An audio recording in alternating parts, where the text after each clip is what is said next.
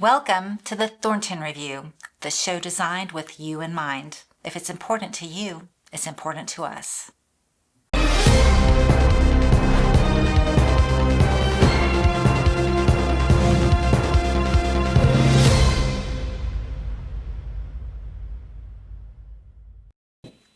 Jacob Rockwell was born and raised in Pensacola, Florida, and graduated from Tate High School.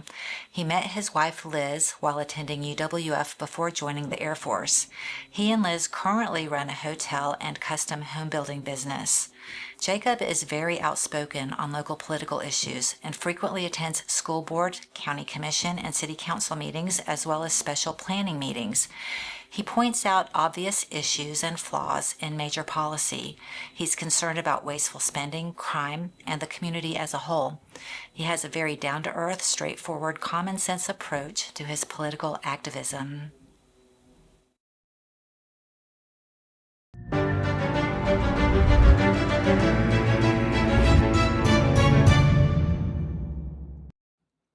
Hi, I'm Pueschel Schneier, executive producer and manager of the Thornton Review. Thank you for tuning in. On today's show, we have Jacob Rockwell. He's a local political activist. So Jacob, it's really nice to have you on the show. I've known you a couple years, and I know that you are kind of famous around town for going to city council meetings and school board meetings, and probably not so much city council meetings, but county commission meetings, and talking about issues that are important to you and important to a lot of people in the community. You recently went viral for one of your speeches, and you have been on multiple interviews in the news since then. And the Thornton Review typically has elected officials and candidates. And even though you're neither of those, I thought that the content was appropriate to invite you on the show.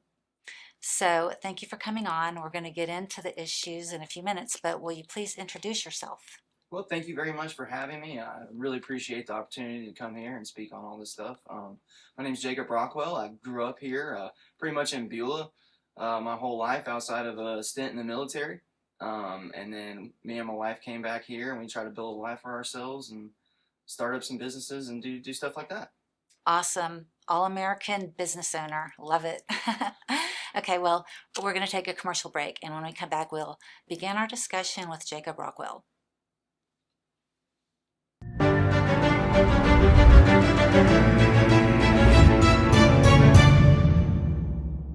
There is no government-funded program that can guide a man's thoughts.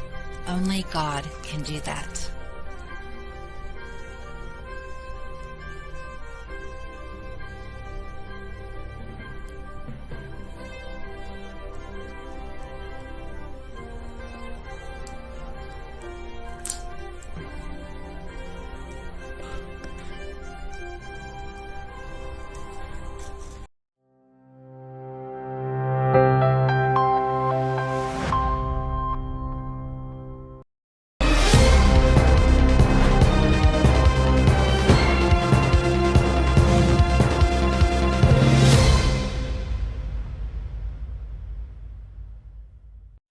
Thank you for tuning in. Welcome back. We're going to begin our discussion with Jacob Rockwell. He's a local political activist. So when I met you, it was at a school board meeting, and we were talking about the books, and anybody local knows about the books.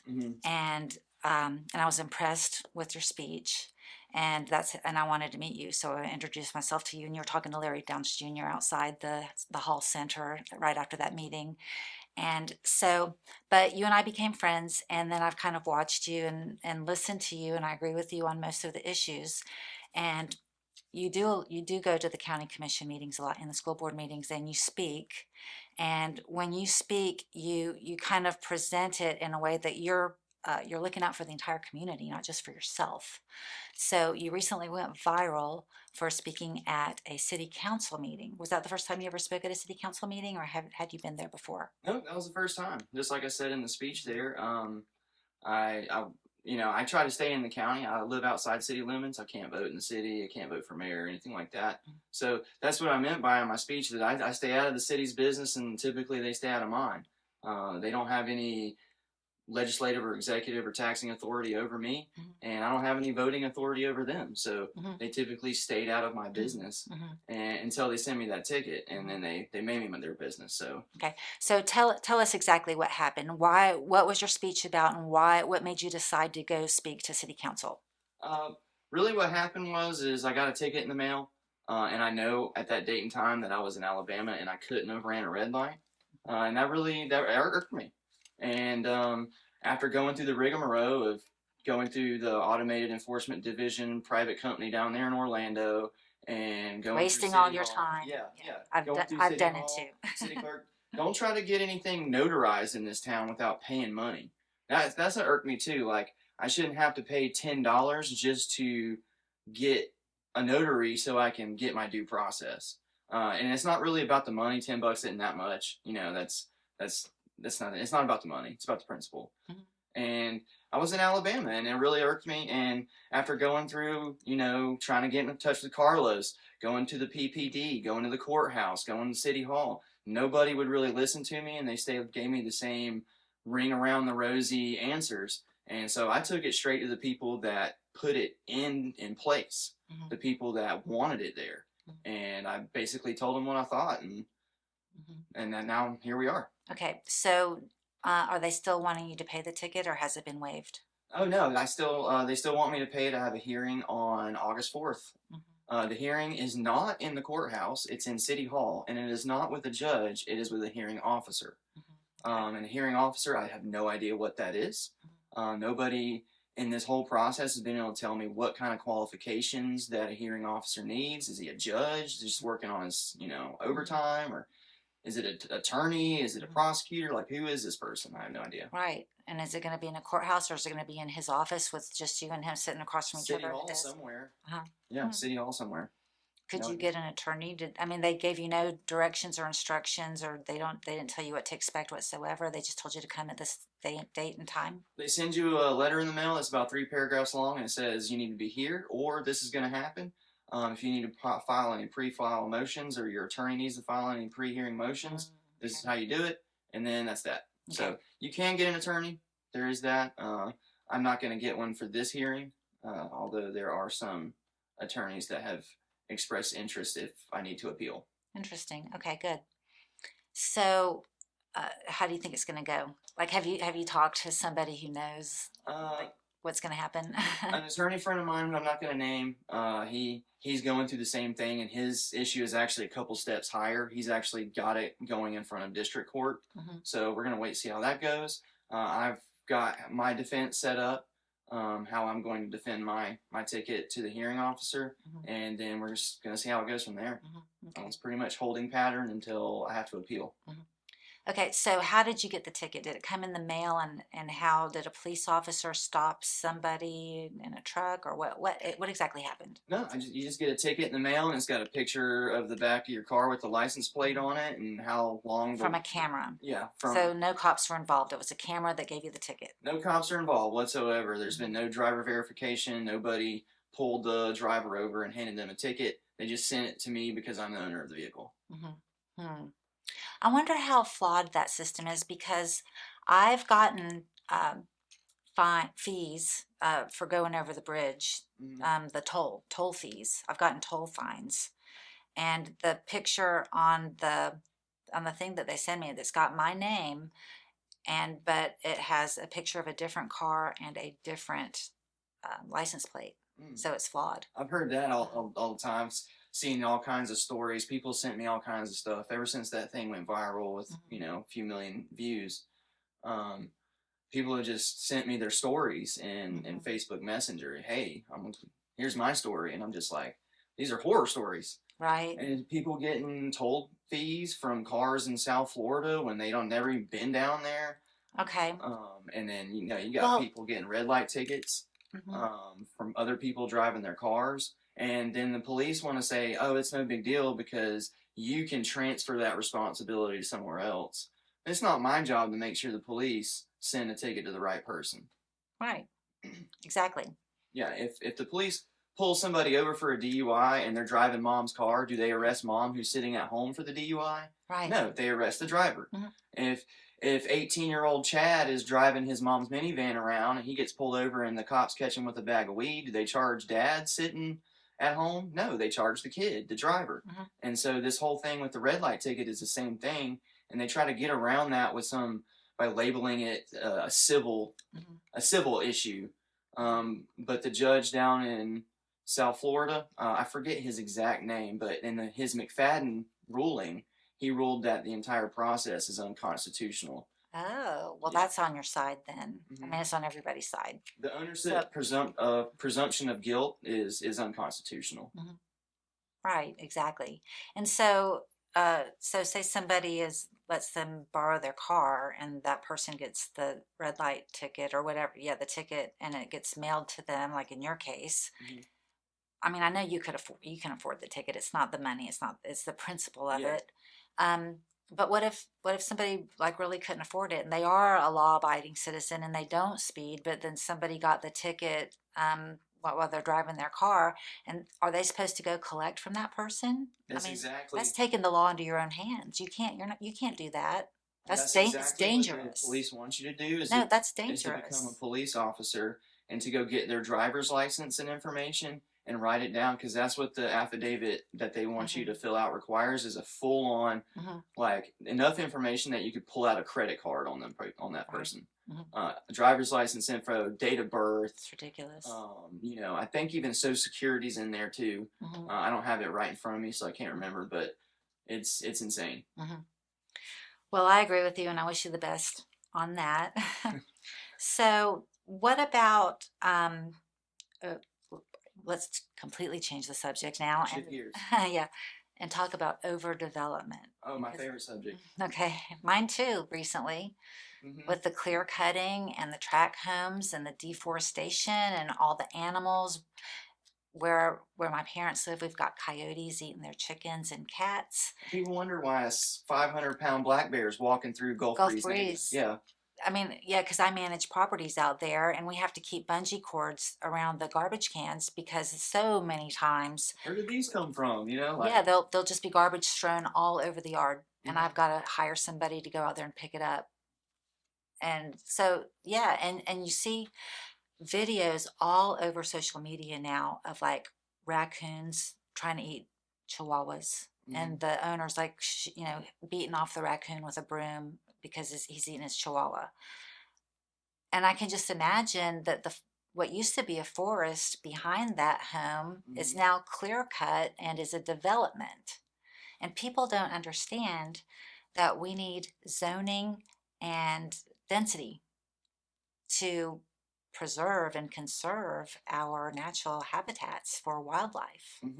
So go ahead, let's hear your thoughts. We need that zoning and stuff. We need a gate, and the floodgate has to just be opened a little bit at a time, and enough development trickle through to where houses aren't $900,000, and people have places to live, but at the same time taxes are generated to pay for the new infrastructure, to where the wildlife has a chance to move, because it takes wildlife and nature a little bit for them to naturally migrate from the area that their bloodline has been in for hundreds of years, thousands of years, really. Who knows how long that raccoon's family has wandered that 2-3 mile radius, and that's all they know. So it takes them a while to move out, and so that's another reason why we have to trickle the development in. It's like, I'm not against development, and I'm not against developers making money. Same, right. We're in a capitalist society. We have property rights. The world has to turn. But at the same time, we can't just come in here with the bulldozers, clear cut and pave over. Like we're the dudes in Fern Gully just mowing down the whole forest. That's what they're doing. To build smart cities. And that's what they're looking to do, is build smart cities. They're called 15-minute smart cities. And so they come in and they turn a field like OLF8 into a new city within 18 months. Like one year it's a field with animals and it's clear and it's nice, and the next thing you got traffic, cities, and the infrastructure now has to be upgraded. I would plant pine trees. I would plant thousands and thousands of pine trees and just have a pine forest and just let it be a natural preserve habitat for wildlife. Yeah. That would be my idea. That's what I would do if I was in charge of OLF8. I would just plant pine trees. Part of my speech that That's I all I left do. out was I accidentally skipped over that sentence because when you're I'm looking at a wall of text on my phone up Yeah. there and I'm trying to get it all in within 2 or 3 minutes, sometimes I'll skip a line. And the line I skipped was, "There's nothing wrong with a field of grass, guys. Mm-hmm. Right. Get you a herd of goats to keep it mowed down so you don't have to pay somebody. I know we bought 2 or 3 tractors and bush hogs just to mow that field. Just buy some goats. Mhm. Yeah, Plant some trees. it's already fenced, so buy some goats, man. They ain't expensive." Mhm. So what is AI law enforcement? And that's the red light ticket cameras. Okay. Is somebody breaks the law and it has right now they have that they're putting them up in speed cameras. They're putting up the school zone cameras and red light tickets, and people are getting these red light tickets when it's not even the school zone light flashing outside of school times. Hmm. 'Cause look on Mobile Highway, you have a school zone right there at Beulah Elementary, Okay. where it goes from 45 miles an hour down to 20. And what's really, if you're coming from Alabama, the sign's covered with bushes, so you can't see it until you're right up on it and you're Right. slamming on your brakes. Right. But the sheriff's doesn't do what Pensacola Police does. Now, don't get me wrong. Like the AI law enforcement, that's mainly pointed at Pensacola Police Department, Eric Windstrom and them, DC Reeves. Chip Simmons, he does a pretty good job. He doesn't use AI tools like they do in the city. He doesn't have AI cameras giving out tickets in the county. Mm-hmm. He has police officers on the side of the road. Mm-hmm. Somebody calls and they have a speeding problem in their neighborhood. There's a deputy out there on the side of the road, within the next week. Mm-hmm. So, I wonder Chip where does a all good this. job. I wonder where this idea came from. Like, who came up with the idea of having all these cameras and Un-American busybody tech people. They go to school. And thousands of people are going to school and I learning mean, how for to here, write AI I mean, and for here in code. Pensacola. Well, yeah, they go to school there, and then they make like Carlos. He's a foreign investor that's like, hey, we need red light cameras. Like his road safety is his big deal, and so he put all his money into paying people to write these systems, write code, and create these cameras and systems that makes the red light cameras that that recognizes your car, but for some reason they can't design them to recognize the time of day. Yeah. I think the intention is good. Right. Yeah, the intention's there. Mhm. The execution is never going to work in America. Because it's flawed. It's not perfect, and it's going to end up harming someone who's innocent. I mean, maybe not like devastatingly harming them, but like you getting that ticket is like, Well, until they get them to where they can point in your cab and see who's driving the car, and then they do driver verification to where they're actually going after the perpetrator of the crime, it will always be incongruent with the Constitution because we have due process here. And that due process says you're innocent until you're proven guilty. And that these systems are shifting that burden from the state proving your guilt onto the AI. Yeah, the AI, using the AI to shift that burden onto the car owner simply for owning a car. Interesting. Well, I've seen online some lady was arrested. She was dragged out of her home for being a porch pirate, for stealing a package off of someone's porch. And the doorbell cam of the house where the package was stolen caught a lady with blonde hair. It looked just like the lady that was, you may have thought it was her. And the AI camera had caught the lady's car driving through that neighborhood repeatedly because that's her route to work. Yeah, she goes through that neighborhood all the time. And when the police came to her house, they have body cam footage of the police, asking her at her door, or not asking her, telling her, we know that was you that stole that package off that porch. And she was blindsided. You can tell she's genuinely not knowing what they're talking about. Well, they dragged her out of the house and arrested her. Right. Yeah. What happened was they, like you said, the Ring camera caught a blonde lady running up, grabbing a package and running out. And it was about the same time that she was driving through the neighborhood. So a different camera The caught flop her truck driving through the neighborhood around that time. It didn't see her driving up into that driveway. Nope. and that flock camera did not see her, driving up in the driveway and getting out and doing it. And you can't see the lady's car, the lady who actually did it. You couldn't see her car that she got into. So Right. And it so was what the it police was a did is, terrible, terrible, terrible mistake. what the police did is they just went to flock and they were like, "Show me all the cars." And they were aggressive about And it. then every car that came through the neighborhood at This was that time, mhm, what they did is they cross-referenced those vehicles with their DMV records, and they just looked for any blonde woman that happened to be driving through there. right. Any car registered to a blonde woman. So I want to reiterate, though, just for the record, that that was not Escambia County. I saw Correct, that yes. online. I don't even Mhm. know where it was, but I know it wasn't anywhere near I'm here. pretty It was a sure it was different in state. Florida somewhere. Oh, yeah. Well, it wasn't here, but Completely relevant because Escambia County tries to do what other people in Florida do all the time. mhm. Yeah. Well, Polk County's kind of cool. You ever see that sheriff online? Oh Polk yeah, County. Judd. Is Sheriff that his Judd, Grady yeah. Judd, I think his name is. He's cool. He's He gets it. he's a character, that's for sure. Yeah. Chip gets it. Yeah, Chip's a good guy. Chip. Chip Simmons, Mhm. Escambia County Sheriff. He gets it. But yeah, the cop used the flock system, and what flock does is it fingerprints your car, and what that by that means is it scans your car, any stickers, your license tag, scratches, dents. You got a luggage rack, you got a step side. You put on a new rail, a step rail onto your It truck. knows everything except the driver. Everything except the driver. Yeah, it fingerprints everything except the driver, and then it puts that in, and it holds it, and it catalogs that. And every other camera tied to that system, it does that, and it can track exactly where you go. And they say it only holds the data for 30 days, but Flock's already been caught lying. They've already been caught sharing that with whoever they want to share it with. So it's dystopian. So let's shift gears again. Data centers, the AI data centers.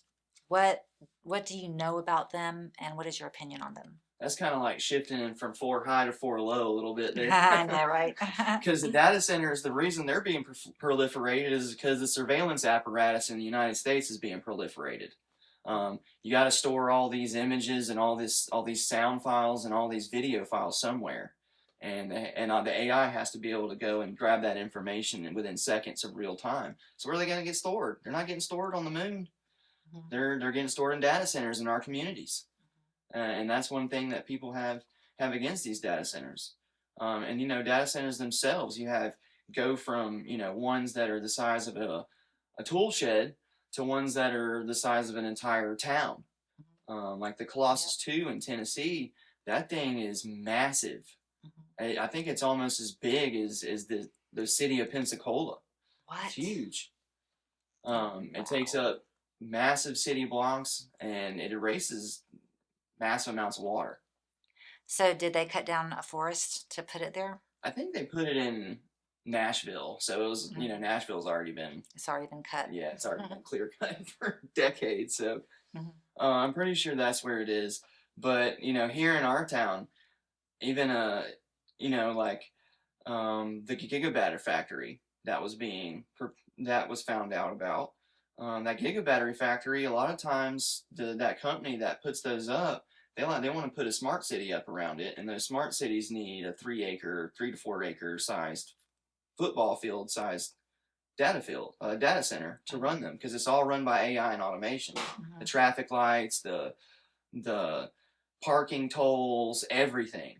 All city services run through AI, and you have to have a data center in order to do all that. So gigabattery factory by itself, good. Gigabattery factory with smart city and data center, bad. So that's where we're at. The community's at pretty much. And I think what we just need to do is come together and define what we mean by data center. Because I talked to one person, and data center is anything that's bigger than their personal computer. And then I talked to another person, and the data center has to be over the size of an acre. And I talked to another person, and Right. Yeah, we do need to come together as a community and define what we don't want. Like define the size of what we don't want. It has to be clearly defined, because politicians going to see all this and they'll be like, I don't know what to do. Yeah. I'm just going to do what I feel like. They're going to do what the voters or their donors want them to do. So you say that, when you say data center and smart city bad, why? Explain why it's bad. Well, that's exactly why. It ties into all these other issues we've been talking about. AI law enforcement. Mm-hmm. The city will be ran by it, Mm-hmm. or the small smart city will be run by it. You have mass surveillance, cameras on every corner, facial, and those cities go further with Clearview AI and incorporate facial recognition. Mm-hmm. And Clearview is the one that gets people thrown in jail for months when they haven't done anything because it misidentified them. Mm-hmm. And so they want that stuff, you know, and they want to wreck this city and basically, you know, the overdevelopment angle. Right. So instead of a nice natural field and stuff, now we have a smart city. Now you have all the people who can afford to live in a smart city. Nobody around here. What about water and electricity? Well, they do their. I guess some of the smart cities try to go green and use solar panels and do solar fields. Mm-hmm. I'm really big on solar energy. I think that's pretty much the future of energy. But capitalism needs to be used to proliferate it into the country. But you know, they try to go that, but it's never enough. They'll have to tie into the infrastructure. Especially around here when it rains and it's cloudy and overcast all the time. Yeah, imagine a smart city getting dumped on OLF8. Now you got 2,000 new cars out there on 9 Mile Pine Forest. Yeah, yeah. And I grew up out there. Yeah. I can't imagine because I can't fathom what's going on there now. Yeah, the town center. How long before that turns into smart city? Right. I mean, he's got his 65 units per acre. So how does that tie into smart city? He can do that now. He could erect USSR Soviet style apartment towers out there if he wanted to. So is that what happened to that special planning meeting? Yeah, at the meeting he has to have he has to go from, you know, to the mixed use urban, which gives him the ability to have 65 units per acre rather than like 4 or 5 units per acre, 10 units per acre, something like that. I'm not very. I don't understand. Yeah, I'm not very. Are they on sewer out there? They must be. No, there's no sewer in Beulah. It's all septic, as far as I know. So they're going to have 65 septic tanks on every acre now. It might just buy. Dig a big latrine or something. I don't know what maybe they'll tie into ECUA or something. I have no idea. Because where I grew up, it was zoned 1 house per 5 acres. And that's one of my gripes. Is like, who's going to pay for all that? Like, they're talking about getting Triumph money. That's the whole reason they carved that section out up there in the corner for the county.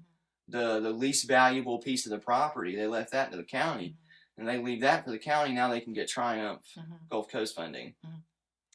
Yeah, that's kind of bad planning, in my opinion, because the reason why it's zoned 1 house per 5 acres is so you don't have 65 septic tanks on an acre. Well, I don't know if that's. I think it was a little bit more than 1 per 5 acres. Well, whatever the zoning was. Like I said, I don't have them memorized. I have to go look them up every time I start getting into this stuff. So, yeah, that's what they did. Yeah. Wow. That's interesting. I can't believe it. As far as the sewage goes out there, I have no idea. Like, Beulah septic, as far as I know. I thought so too. So what about, okay, we're going to shift gears again and take a commercial break, actually. But I want to ask you about crime and teen takeovers in Pensacola when we come back. Okay, awesome. So the Thornton Review is a civic engagement show with a purpose to spread awareness by interviewing local elected officials, candidates, and professional leaders. This is information you won't get anywhere else. So we're going to take a commercial break, and when we come back, we'll continue our discussion with Jacob Rockwell.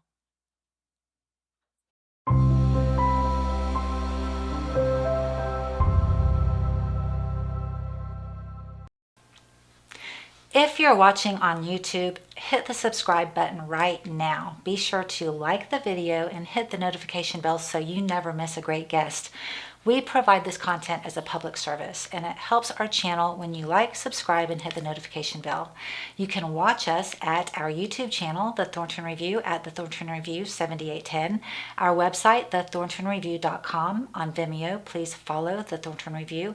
Please like our Facebook page, The Thornton Review Show, on TV, WBQP Channel 12, and WBQP on Roku and Fire Stick.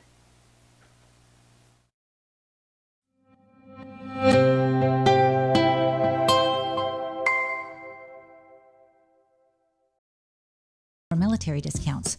Vinyl fence, wood fence, aluminum fence, chain link fence. If it has the word fence, Alpha Fence Company can do it. 850-586-8020. 850-586-8020.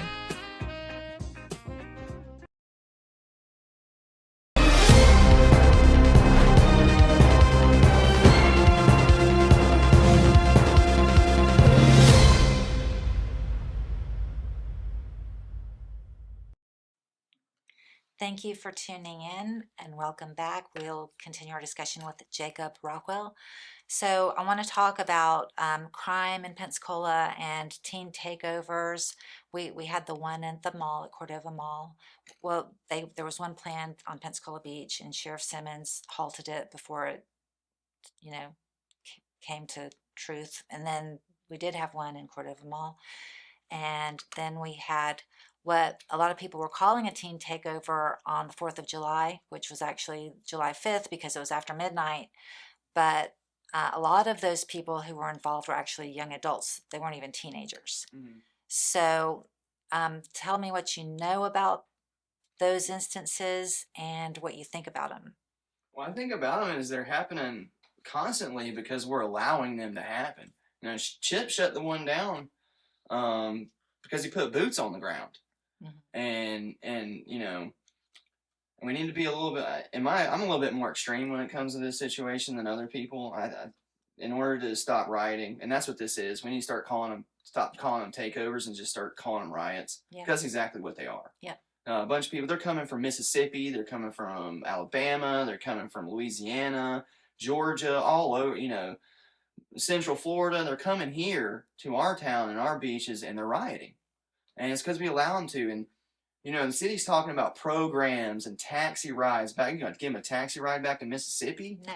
Yeah, programs and taxi rides. Mm-hmm. And I'm sitting here like, you need to rent 3 Greyhound buses, get every police officer on payroll in full pads, line up the buses and just start yanking them off the street. Anytime you see disorderly conduct, just yank them off the street, zip time, and when the bus is full, roll them to jail. Mm-hmm. And then if they're underage, and their parents come to bail them out, throw the parents in jail. Child neglect. Mm-hmm. So you just got to have a more heavy-handed approach. You do that once or twice, and you throw all these people in jail. They're having to drive out from Alabama and Mississippi and stuff to handle court cases here. Then they're not going to be coming back. Mm-hmm. Then the word's going to get out. Oh, you can't go there. Yeah, they need a no tolerance policy. We're talking about taxi rides and programs. No. Yeah. That's what they're saying. Yeah, that's what the city's talking. Curfews, taxi rides, and programs. And I'm sitting here like, no, you need batons, helmets, and zip ties. Mm-hmm. Yeah. Yeah.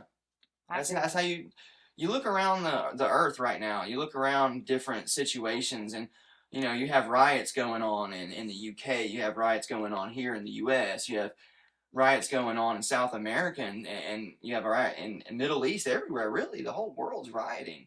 And the only place that it gets shut down is in the heavy-handed far-right conservative areas that put their boots on the ground. Mm-hmm. Pueschel down there in San Salvador, is that El Salvador? Mm-hmm.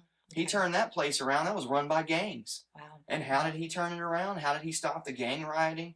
He locked them all up. National Guard, maybe. Yeah, he locked them all up. Got rid of the judges that kept letting them out of jail. Good. Yeah, and luckily we don't have too bad of that issue up here yet, but it is starting to infect from South Florida upwards. Right. These judges that just let criminals out.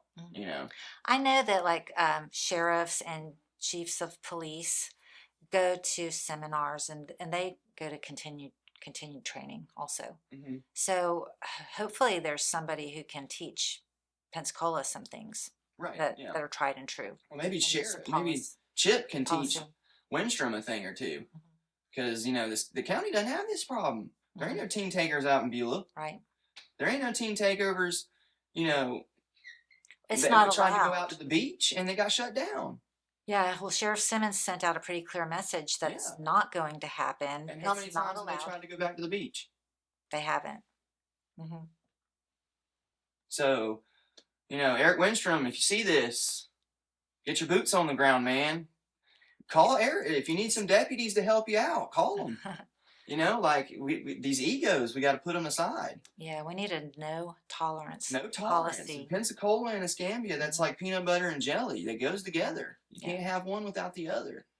And these little mommy and daddy programs, the police are not the mom and dad.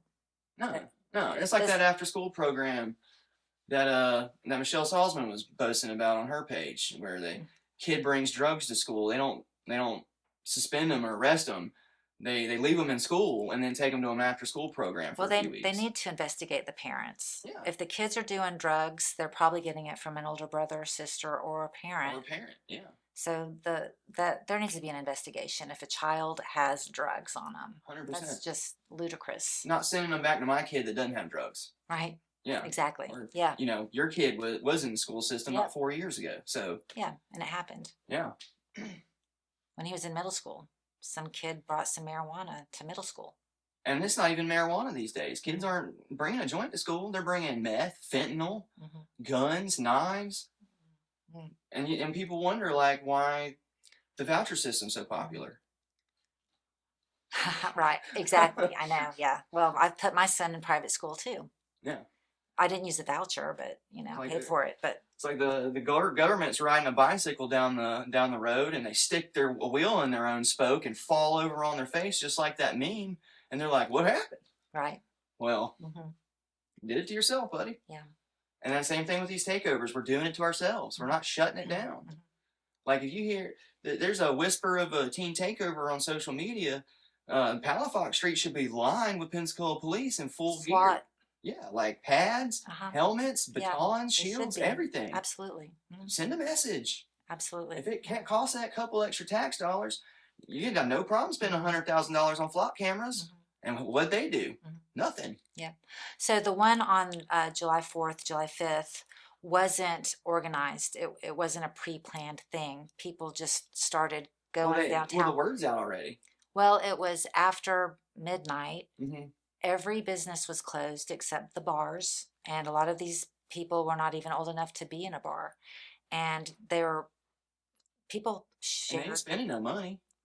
Exactly. And people shared videos of the way they were moving around downtown. Like they were going back and forth, they were pacing, and they were walking kind of aggressively and with no clear purpose and no clear destination.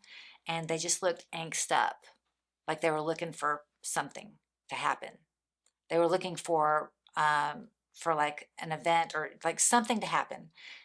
They weren't down there to go to the businesses which were closed. They weren't down there to like congregate with their friends and they were there to riot or have a hymn sing. Yeah. So, yeah, because people can argue, well, they have a right to be down there. Of course they do, but they don't have a right to tear up. That right stops when you start tearing stuff up. Right. When you don't have a clear purpose to be down there, you need to be stopped. Well, I mean, you can go down there and unless your clear purpose stand around the sidewalk all you want to, but when you start intent. Jumping on the hoods of cars and you start whipping out guns. Well, I'm talking about before they start doing that. Yeah. It needs to be stopped. The message needs to be there. We need boots on the ground, and before, once there starts to be a large gathering before the rioting starts, it needs to be stopped. Kids start showing up down there, and there's police in riot gear on every corner and walking up and down on horseback. That's going to send the message we ain't going to tolerate any shenanigans. You're going to be down, you're going to have fun, drink, eat food, enjoy the music. Yep. Do the American things, but don't go down there and start rioting. Yeah. It's like Trump deployed the National Guard on Washington, D.C. So the last probably 5 or 6 times I've been up there over the last couple years, there's a guardsman on every corner, 2 guardsmen. They walk around in the Ranger Buddy system. So there's 2 guardsmen on every corner. Yeah, and that's what we need. They need to be visible. Uh-huh. And they need to stick out like sore thumbs. Mm-hmm. You know, we can't have you can't send a bunch of plainclothes officers out there to twiddle through the crowds and try to sneak attack people doing stuff. Mm-hmm. You got it needs Because to be full front, like right. The army rolled in. Mm-hmm. You know. Yeah. You get a whiff of it, and the reason that these are happening, you don't even have to have social media for it anymore, is because the word's out in 3 different states that you can come to Pensacola and party and riot, and you know they're just gonna give you a taxi ride home. You don't even have to drive. Yeah, and the taxpayers are gonna pay for it. It needs to be straight to the Milton Hilton. Mm-hmm. Or I guess the Escambia County Hilton. Right. So, okay, so this is an election year, Mm-hmm. and we're having a governor election. So, tell me your thoughts on the race. What's going The on? governor's race is just a crapshoot. I know. That's just a crapshoot. There's a dozen people running. Me and you, we've seen Fishback a couple times. You saw Byron when he came in. I didn't get that invite, but that's okay. And yeah, and I really haven't met, you know, outside of the whole field, the 2 that stand out to me are Fishback and Bobby Williams. Those are the 2 I like the most. Mm-hmm. Bobby Williams seems more like the most down-to-earth people person. He seems like he has the most conservative yet not crazy ideas. And then Fishback's just a disruption force. He's a disruptor. He's a disruption force. So, and that's what we need. We need somebody in here who's not tied to all the developers, who's not, you know, tied to all the foreign entities. Somebody a little fresh. And then, you know, Byron, I don't like Byron that much. I'm not big on Byron. He's flip-flopped on numerous issues. He went after Trump back in 2020, and he was real big on lockdowns and COVID and all that, and I just don't. Yeah. I agree with you on everything you just said. And as far as Fishback, I have never seen a crowd like just support Right. and agree with everything he says. Like everywhere he goes, he draws a massive crowd, like 200-300 people. And I agree with him on the issues. And he's so strong on the issues. And I've had personal conversations with him, and he doesn't change. He's strong on the issues. And from what I've seen is a lot of young people, you know, a lot of middle-aged and older people too, but mainly young men between the ages of like 18 and 35 who are voters, who are conservative, they're conservative capitalists, are ready to take back Florida, and they're just ready to take back America. And Right. Fishback is the guy who's going to take it back. Yeah, like that's what he says. With his, like Fishback, I really like him. Like he says a lot of stuff that I like and I agree with, just like you know, clap for him. And then there's other things he says that I'm like, I don't think the government can do that. But you know what? Go for it. You try. And then we'll see what happens. So I like Fishback. I hope he's on the ballot. I hope he's looking like the guy, but it's definitely between him and Bobby Williams for me. The rest of the guys are too deep. Byron's too deep in the establishment. He's, you know, probably one of the things I disagree with Trump on is his endorsement with Byron Donald. So that's the one thing I strongly disagree with Trump on. Yeah, I have a feeling that Trump didn't really get to know Byron, and somebody in his circle was just like, he was like, all right, who do I need to endorse for governor? Well, he sees a charismatic speaker because he is very charismatic and he speaks like very fluently, and that's what it takes to be a governor. You have to be a good speaker because you have to represent your state. But I just don't trust him. There's something about him that's just. He calls him H-1B Byron for a reason, and because he was all for them H-1B visas, taking our jobs, taking American jobs. Oh yeah, he's for amnesty. Yeah, and amnesty, you know, he's. Oh man, that's terrible. Dreamers. Oh my gosh. That means open borders. And I'm one of the people that's like, load these people up into a catapult and fling them back where they came from, like as fast as we can. And stop them from coming over to begin with. And then I want to help them there. That's the thing. Is Sure. I want to help them. I want their country to be more like mine. I don't want them to come here and make my country like theirs. Right. That's how Something it needs to be done. done about Yeah. the crime. And don't get me these poor people coming across our border that are fleeing poverty and cartels and all the evil that comes with the Right. third world. Like I feel for them, I really Yeah. do. I'm not unsympathetic. The answer isn't coming here. The answer is getting rid of the cartels Yeah. and the crime. The answer isn't making America the third world. It's making the third world America. And you can call that colonialism or empire thinking or whatever, but there's a reason everybody's wanting to come here, and it's because we got good stuff, and I want them to have good stuff too. Sure. So, right. We don't want evil. We don't want crime. We don't want drug cartels. We want families to be able to have a job, own a business, and raise their family. And that means going down there and snatching a despot out of his house and putting him on for crimes against the U.S. here in the country. I'm all for it, man. Oh, absolutely. I think that Mexico needs to secure their border on their side. Right. And if they don't, it's an invasion. Right. That's like a war crime. They're letting them run right on through. They got a road that goes straight through to here. So they don't want them any more than we do. They're a bad neighbor. They're just a bad neighbor. What we need to do is just build a canal from Mexico that goes all the way to Canada and let them walk. Canada loves them, so let Canada have them. Right. Yeah. So yeah, I mean they're a bad neighbor. They're allowing their citizens to break our laws. They know what our laws are, and they're just saying, okay, there you go. If you want to go over there and free the drug cartels in our own country, then go. Instead of solving the problem in their country. And I'm part of a mission that does that. We send money to a place in Africa because they're Christians in a place that gets their head cut off if they get found out by the Muslims, if they get found out that they're Christian. So we have to back channel them resources and money, and we can't go there. We're not trying to white knight this stuff. We can't go there and set up stuff ourselves because we'll get our heads cut off. Right.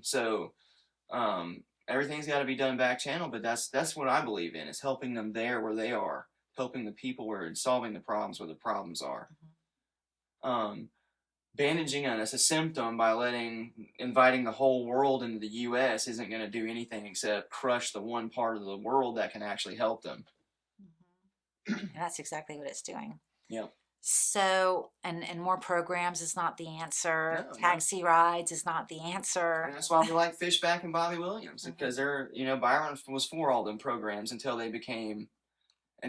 Donald Trump got elected again, and the whole, a lot of our local elected officials. That cultural war shifted the other way, and now it's not as popular to pay for all these NGOs and scams and frauds. Absolutely. So, okay, going down the list. Escambia County versus Escambia County lawsuit. Oh, yeah, our Pam Childers versus the golf gala. So the big question, and I agree with the question that Barbara Mayall asked, is the attorney that's suing getting paid? Right. Because if they are, somebody if he is, paid. Yeah. So why would he do it if he's not getting paid? I mean, it's just out of the goodness of his heart because he feels strongly that the golf gala should have had their money. Right. Because we're paying for it. Our tax dollars. And I'm so against waste, fraud, and abuse, and that is so wasteful to sue the citizens of Escambia County. Because when you sue the BOCC, you're not suing the BOCC. You're suing the taxpayers. The taxpayers, yeah. Because and talk about waste, fraud, and abuse. Oh my gosh. Yeah. This whole thing is like, Steve Stroberger's answer is probably the most reasonable. I want to figure out, do I have the say or does Pam have the say? Wanting to figure it out. Sure, I understand makes that. Sense. That's the only part of this that makes any sense whatsoever. It needs, the discretionary funds needs to be described on what they just need a guideline. Discretionary fund. That's $250,000 of tax money a year when you combine all 5 of them. Mm-hmm. $250K, that's a lot of scratch. Mm-hmm. How many firefighters could that pay for yearly? And the definition is so vague, as long as it's good for the good of the community. For the good of, well, what you think's for the good of the community may not be what I think's for the good of the community. Yeah. You know, obviously there's some people that think kids that get caught with drugs in school should be sent to a program instead of taken out of the school. And that's the good for the community. For the good of the community. I don't think that's good for the community. I think that's detrimental to the community. Yeah. So that's such a subjective term. I don't think they need discretionary funds at all. Mm-hmm. Every single penny that goes through the system needs to have public input. Mm-hmm. Every single penny. I believe so. And when that doesn't happen, you get this, where we're paying for golf galas and we're paying for basketball teams, and we're shelling out money for people's baseball teams and people's churches and people's the liberals don't want our tax dollars going to my church any more than I want my tax dollars going to their socialist programs. Mm-hmm. So that's why small government's the only way you can make everybody happy. I don't know, just making something up. But yeah, I mean, what's the definition of good for the community? Everybody has their own definition. And so Pam's even recently changed her day. Like that's their argument is Pam has signed off on this stuff. Mike Kohler, I think his exact quote is, she's been signing off on this stuff for 12 years and she's all of a sudden found religion. Mm-hmm. And I'm like, well, thank God. I know, right? Welcome to the Lord of small government, thank goodness. You got to stop sinning sometime. When you find Jesus Christ, you don't keep doing the things you were doing before you found him. You work to stop it. Mm-hmm. And that's the whole reason, like, this whole sue us over to be able to spend our money on bull crap. That's what got me into this whole, that's how it got me into this chair right here. Was getting a letter in the mail that said your taxes are going up to pay for firefighters because we put all these developments in and now we have to pay for them. Mm-hmm. And I was like, why aren't the developers paying for them? Exactly. Oh, Ashley Hochberger doesn't want impact fees. Huh. So she punishes the people. So she punishes the entire county because her. I hate to put it that way, but that's the way I feel. Her campaign donor sheet's a who's who of developers. Because I shouldn't have to pay for the developers to clear cut and pave over something that I am totally against to begin with. And then I'm paying for it for them to do that. Yeah. The lady who works at Dollar General, I like to use this excuse a lot, is the lady working at Dollar General, getting paid $12 an hour can barely afford the shack she lives in. Now her mortgage goes up every year because we have to pay for infrastructure for developments. And, D.R. Horton and Adams Homes and David Bayer and whoever else, they're carpetbagging millions, billions. Meanwhile, we're sitting here struggling. Our fixed rate mortgage has gone up 80-90%. And property taxes on investment properties. And then they complain because there's no affordable housing. Meanwhile, everybody's property tax went up on their investment properties, so of course you have to raise the rent because you have maintenance, you have utilities that went up. If they're not in the renter's name, you have maintenance if it needs a new roof, if the air conditioner goes out, if a pipe breaks. I know somebody that just paid $3,700 because their renter drove into the front yard and broke a water pipe in the ground. And so it was $3,700 to have the main dug up and replaced. Well, it costs a lot of money to run 2-gauge electric wire utilities through the ground into these new developments. And so the FPL has to pay for that. And who's the FPL going to charge to pay for it? Right. Us, the tax cattle. And that's the whole issue. And that's what started this, was our tax bills steadily raising. They're making more and more money.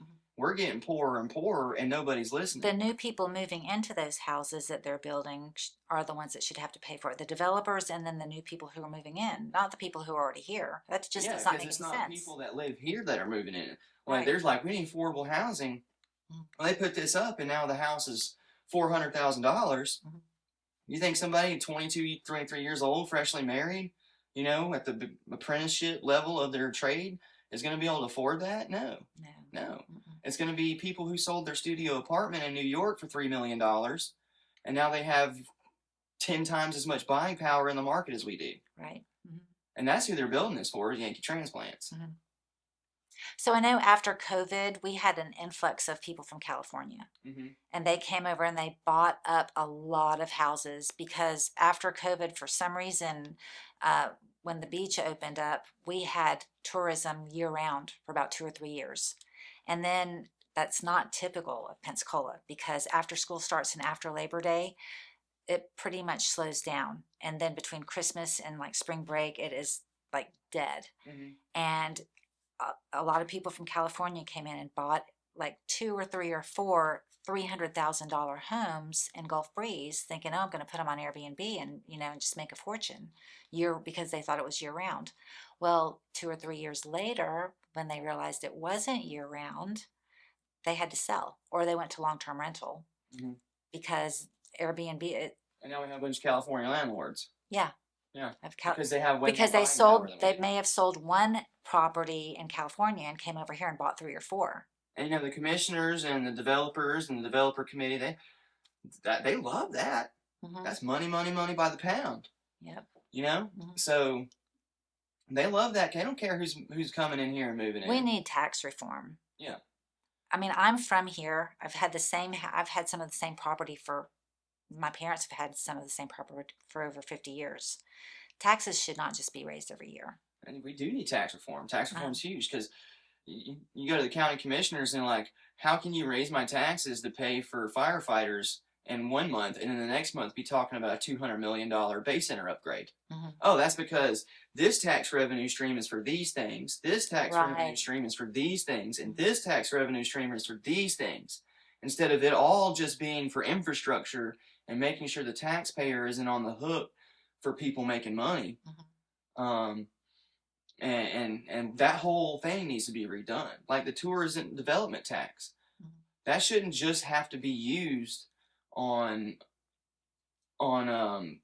commercials and building giant megalopolis entertainment centers. Mm-hmm. That should be able to use to help pay for the firefighters because the tourists are the ones who use the firefighters the most. Mm-hmm. That should help pay for the police because that's who get in the most wrecks and need the police most down here, mm-hmm. is the tourists. Mm-hmm. And I want them here. Come here, spend your money. We want it. Love it. Mm-hmm. But we want them to pay for it. Right. Mm-hmm. Like, we don't want to be taxed out of our houses. Somebody who doesn't make money, somebody who's not a hotel owner or restaurant owner, they need to be able to get a piece of the pie too with good wages. Absolutely. And that's just going to raise up the median income in the house or in the county. It's amazing how fast an hour will go when you're having a good time talking about stuff that you're passionate about, right? So it was great having you on the show, and I look forward to continuing our friendship and our professional friendship that we have together. And it's I love talking about politics with you. Yeah. Like I said, it was great having you on. Your show is awesome. Now you're looking out there, you're watching this show. You haven't watched it before, subscribe on YouTube if you want to know. You want to get to know the politicians that are in this county, what they feel like on a more personal level than their campaign slogans.